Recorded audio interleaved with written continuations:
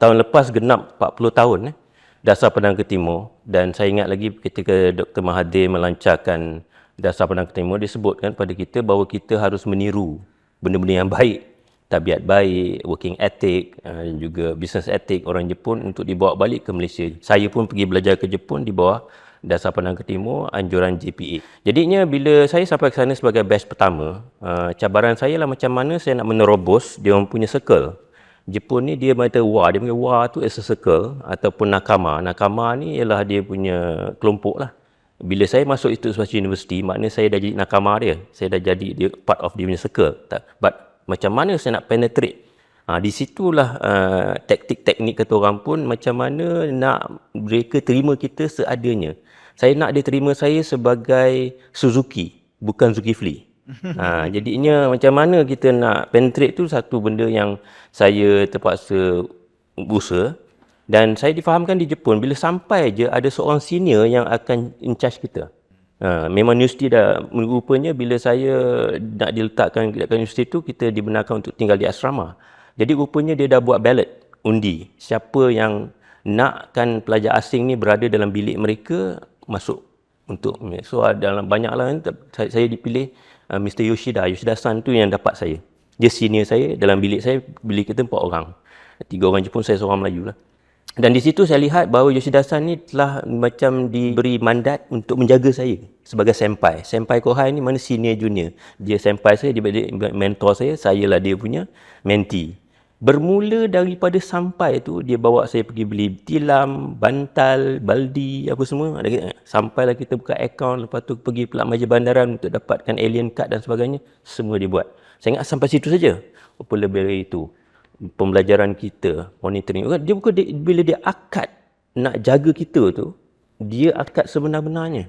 Jadi ini bidang ni yang saya kata saya nampak tertib dia. Jadi macam mana saya pula nak beli jiwa dia? Jadi di situlah Maggi Mee main peranan. Maggi Mee main peranan, saya main banyak bawa Maggi Mee. Rupa Maggi Mee tu boleh apa tu, break the ice. Dia ada dia punya instant noodle, kita ada instant noodle di situ. Kita pun dah berbual dan sebagainya. Ramai kawan. Jadi saya bila kata nak menerobos masuk nakama dia tu, ada beberapa cara. Pertama, dari segi berkawan dengan mereka di asrama, maknanya saya ambil tanggungjawab. Salah satu tanggungjawab yang saya masuk di Terusta tu ialah membersihkan toilet, membersihkan tempat mandi, jaga telefon, jadi operator. Jadi kita ada rutin kita. Jadi itu antara benda yang kita tak ada asing, kita macam diorang juga. Kemudian bila saya masuk kelab badminton mereka, saya walaupun saya boleh main lebih baik dari mereka, namun saya tetap dikira sebagai junior. Kita rentang net, bersihkan lantai, kutip bola shuttle, itu kerja kita. Kita kena merendah diri. Jadi di sini kita membeli jiwa ni atau nemawashi dalam bahasa Jepun merupakan satu faktor penting lah. Kalau kita nak berguru, kena ada sikap membeli jiwa ni. Mana beli jiwa orang itu.